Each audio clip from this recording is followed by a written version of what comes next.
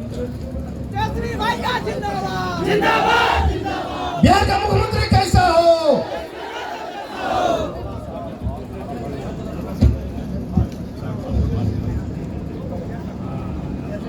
केसरी भैया स्वर्गीय फाल्गुनी जी की कर्मभूमि सकाई पर आज की चुनावी जनसभा में उपस्थित हमारे अभिभावक पार्टी के राष्ट्र प्रधान महासचिव अब्दुल बारी सिद्दीकी साहब जी, वीआईपी पार्टी के संरक्षक बड़े भाई मुकेश साहनी जी,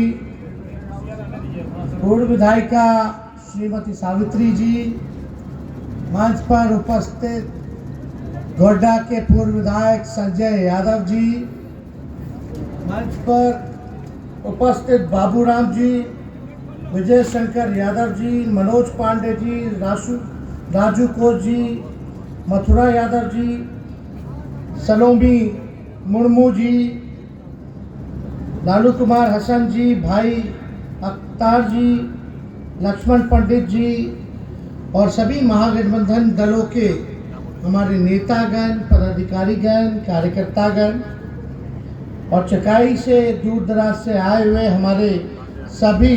हमारे मतदातागण, सभी हमारे बुजुर्ग, नौजवान, माताएं, बहनें, पत्रकार बंधु, सबका इस चुनावी जनसभा में हम स्वागत करते हैं। आप लोगों का अभिनंदन करते हैं। इतने कड़े धूप में भी आप सब जो है बड़ी संख्या में यहाँ हम लोगों को सुनने आए हैं। सुनने इसलिए आए हैं क्योंकि चुनाव चल रहा है और इस बार महागठबंधन ने, राष्ट्रीय जनता दल ने अपना प्रत्याशी दिया है। इस बार जो सीट है आरजेडी लड़ रही है जमुई से काफी दिनों बाद, और हम लोगों ने बड़ा सोच विचार करके उम्मीदवार बनाया है। अर्चना रविदास जी को उम्मीदवार बनाया है।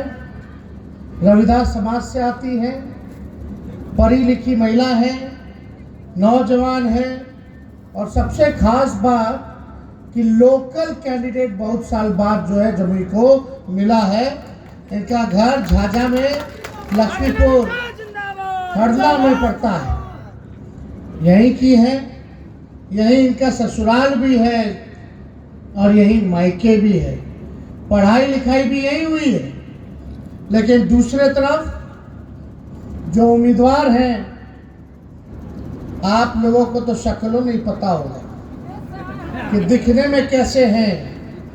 आपके घर के तो नहीं है, बाहरी हैं, लेकिन चिराग जी के जीजा जी हैं। हम तो चाहते हैं, बताओ उनका पता हमको नहीं पता कि पता कहाँ है। ये तो घर की बेटी है, हरला इसका घर पड़ता है झाझा में, लेकिन चिराग जी के जीजा जी कहाँ के रहने वाले, कोई बता पाएगा? तो बाहरी कैंडिडेट ठोक दिया गया जमुई पे। फिर से बाहर वाला जाएगा, फिर दोबारा आने वाला नहीं है। कभी रात बिरात चकाई की जनता को जरूरत पड़ेगी पैरवी अरवी अस्पताल में, थाना में, कॉलेज स्कूल में कराने की, तो कहाँ जाइएगा? चिराग जी तो रहे इतना 10 साल रहे एमपी, 10 साल रहने के बाद भी बता दो जमुई में अगर अपने पार्टी का दफ्तर भी खोला हो तो होटले में रहते थे, होटले जाते हैं। और चिराग जी के जीजा जी भी होटले में रह रहे है कि नहीं? कहाँ बौड़ाई चलिएगा? पेरविला कोनो काम हो जाएगा तो ये तो यही रहना है, यही काम करना है, यही जीना और मरना है। ये जाएंगी कहाँ? आपके बीच की है, आपके बीच में ही रहना है। तो बड़ा सोच विचार के किए। यहाँ तो मोदी जी भी आए, लेकिन जमुई के लिए क्या किया मोदी जी ने 10 साल के लिए? बताइए तो। कुछ किया? एक काम बता दो मोदी जी का।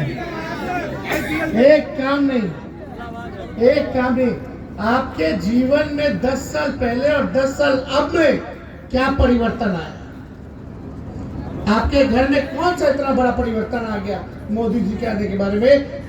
कितना नौजवान बेरोजगार है? हाथ उठा के बताना। महंगाई बढ़ी है, बढ़ा है कि नहीं महंगाई? बेरोजगारी बढ़ी है। आपके वहाँ लीजिए, ठीक है। और मोदी जी क्या बोलते थे? भाइयों बहनों, मोदी आएगा तो 2 करोड़ लोगों को हर साल नौकरी देगा। बोलते थे कि नहीं बोलते थे? 15-15 लाख रुपया खाता में जमा करेगा, काला धन लाएगा।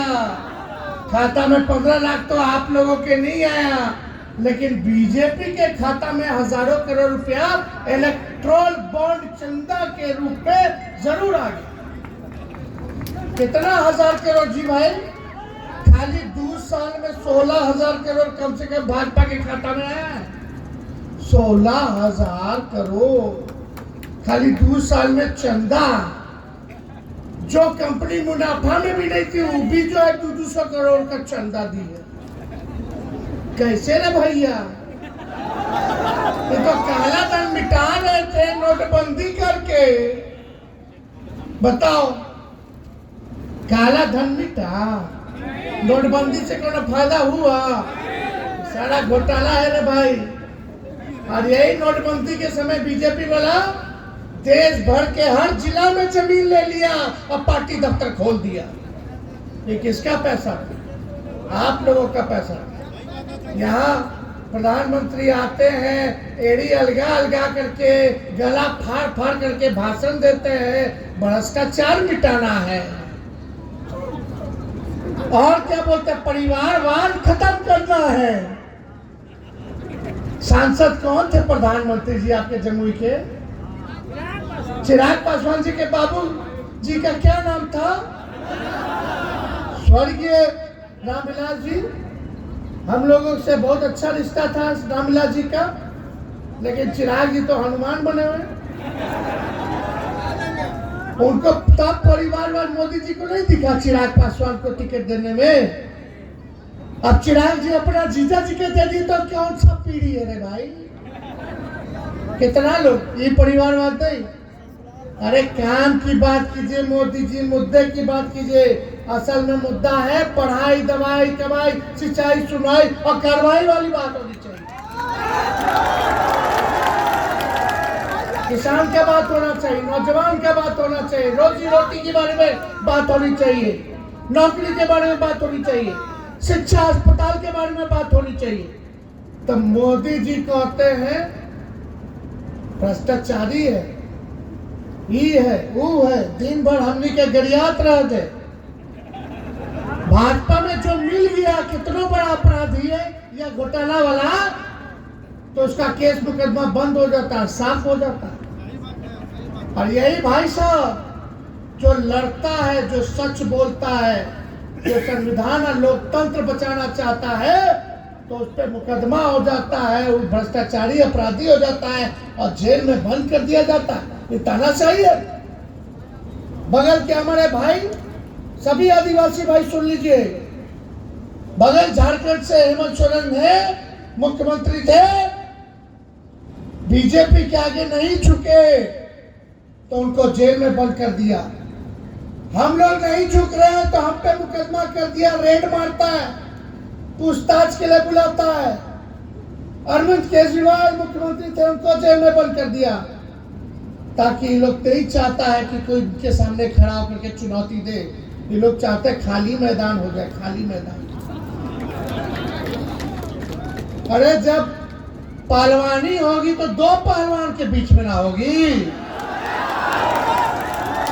बेईमान पहलवान चाहता है कि एगो पहलवान मजबूत वाला हट जाए, कि अखाड़े में अकेले उछलते रहे, बिना लड़ाई के जीतना चाहता है। ये लोग बेईमान लोग हैं। अरे उछले ना, ये सब काम कर रहा है। तो लालू जी ने डरा तो लालू जी के लड़का मोदी जी से डरता है। दादा यहाँ आए, हमारे मित्र थे हेमंत सोरेन जी, मुख्यमंत्री थे, अच्छा काम कर रहे थे, नौजवान थे। वहां उनकी सरकार थी तो विधायक खरीद के गिराना चाह रहे थे। बिहार में हमारे चचवे के हाईजैक कर दिया। हमनी के सरकार था, उसी सरकार में तेजस्वी ने 17 महीने में 5 लाख लोगों को सरकारी नौकरी दिया। आज तक बता मोदी जी 1,000 नौकरी दियो तो बता दो। तेजस्वी तो एक प्रदेश का उप मुख्यमंत्री था, केवल 17 महीने के लिए 5 लाख दे दिया। वो तो चाचा जी पलट गए, नहीं तो अब तक 10 लाख हो गया। तो ज्यादा कुछ हमको नहीं कहना।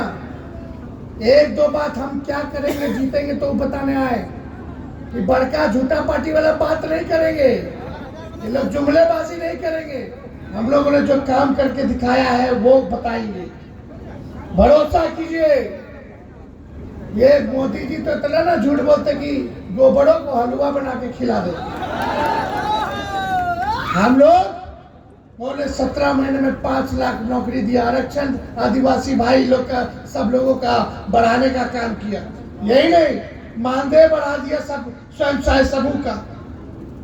हम लोगों ने निवेश लाया, IT policy, tourism policy, sports policy, सब लोग हम लोग लाए किए। नियोजित शिक्षकों को सरकारी कर्मी का दर्जा दिया, शिक्षा में बहाली, सिपाही में बहाली, हर जगह हम लोग काम किए। तो ये सब काम किए सही केवल 17 महीने। अभी इंडिया गठबंधन की सरकार बनाइएगा तो जिस दिन हमारा देश आजाद हुआ था 15 अगस्त को, 15 अगस्त आने वाला 15 अगस्त को इंडिया अलायंस अगर जीतती है तो 1 करोड़ लोगों को देश भर में सरकारी नौकरी हम लोग देंगे।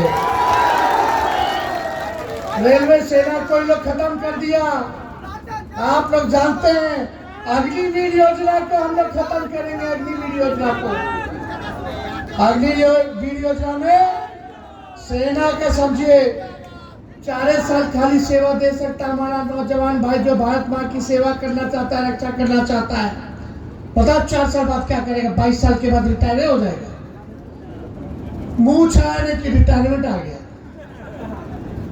लेकिन अग्निवीर योजना में ना शहीद का दर्जा है, ना कैंटीन आर्मी के ओर मिलेगा, ना पेंशन मिलेगा। इसलिए हम लोग अग्निवीर योजना खत्म करेंगे और जैसे पहले बहाली होती थी, लंबे समय तक हमारा नौजवान भाई भारत माँ की रक्षा कर सकता है, सेवा कर सकता है, उसको शहीद का दर्जा भी मिलेगा, पेंशन भी मिलेगा, कैंटीन की सुविधा भी मिलेगी और मेडिकल की भी सुविधा मिलेगी। इसलिए ज्यादा समय नहीं। और आने वाला रक्षाबंधन को गरीब परिवार की बहन बेटी को 1 लाख रुपया सालाना हम लोग मदद करेंगे।